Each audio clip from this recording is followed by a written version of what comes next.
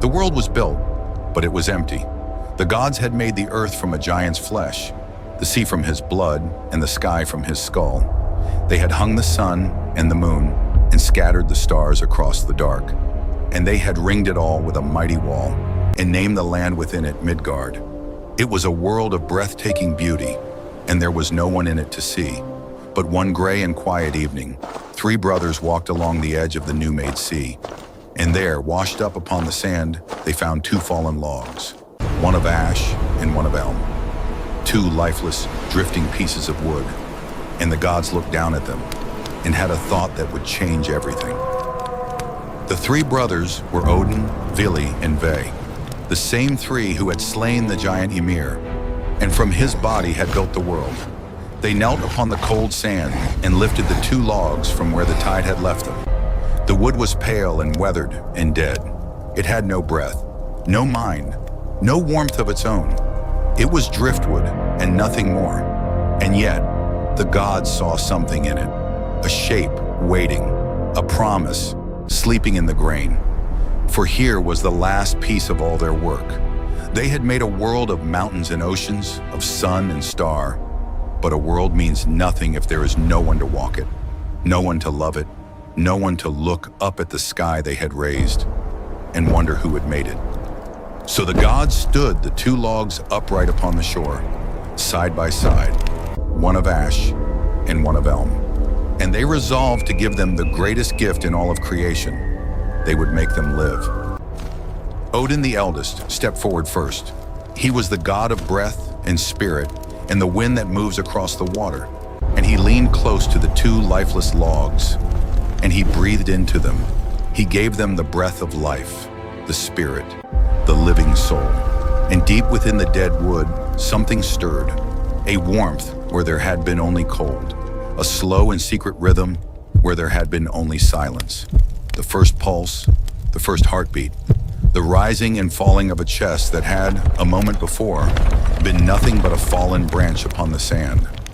The logs were no longer dead, but they were not yet awake. They breathed, but they did not think. They lived, but they did not yet know that they were alive. One gift had been given, two more remain. Ooh. Then Vili, the second brother, came forward. Where Odin had given the breath, Vili gave the mind. He gave them thought and will and understanding. He gave them the fire of feeling, joy and sorrow and love and fear. And he gave them the power to move, to stir their own limbs, to turn their own heads, to reach out a hand of their own free will. And within the wood, a mind awoke. Slowly, the fingers that had been twigs began to curl. The arms that had been branches began to bend. And somewhere behind two unopened eyes, the first thoughts of the first people began to flicker, dim and wordless and utterly new. Now they could feel. Now they could move. Now they could want. But still they stood in darkness. For they had no eyes to see the world, no ears to hear it, no voice to name it. They were minds locked inside blind and silent wood. Two gifts had been given. One remained. And so the last brother Ve knelt before them. He gave them the senses, the bright windows through which a soul may know the world. He gave them sight, and the gray shore bloomed into color before them. He gave them hearing, and the crash of the waves and the cry of the wind came rushing in. He gave them a face, the human face with all its warmth and all its feeling. And he gave them speech, so that one day they might speak their own names and sing and tell the story of how they came to be. And last of all, he gave them the warm hue of life, the pale dead wood darkened and softened and flushed with living color, bark becoming skin, sap becoming blood, the cold grain of driftwood becoming warm and living flesh.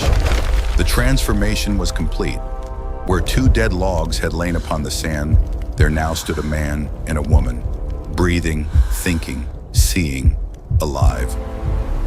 For a long moment, the two of them simply stood, swaying, blinking, drawing breath after wandering breath into new-made lungs. And then they opened their eyes. The first thing the first humans ever saw was the faces of the gods who had made them, looking down with something like wonder. And the second thing they saw was each other. The gods clothed them, and they named them. The man shaped from the ash tree, they called him Ask. The woman shaped from the elm, they called her Embla. Ask and Embla, the first man and the first woman, the father and the mother of all who would ever live. They took their first steps upon the sand, hand in hand, two small figures beneath a vast new sky.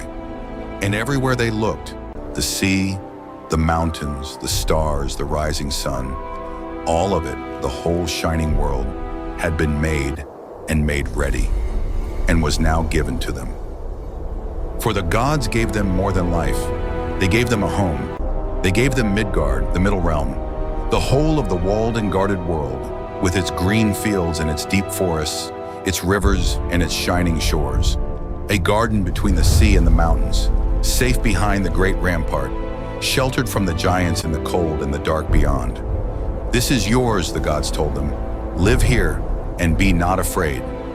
And they told them one thing more, that from these two, from Ask and from Embla, would come all the generations of humankind, every child ever born, every king and every farmer, every poet and every wanderer, in every age of the world to come. All of them, all of us, the distant children of two logs of driftwood and the breath of three gods upon a lonely evening shore.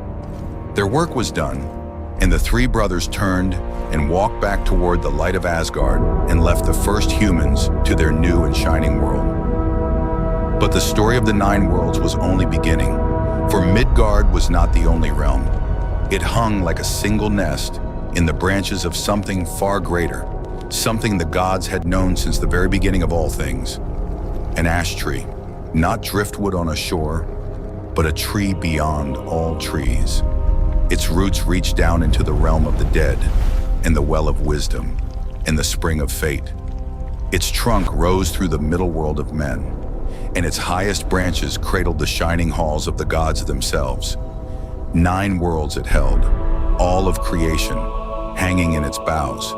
The gods called it Yggdrasil, the world tree, and beneath its branches the true history of the cosmos, of gods and giants, of war and wisdom, and the doom that waited at the end of all things was about to begin. Next time, on Godloom, the world tree, the 9 realms, and the great ash that holds the universe in its arms.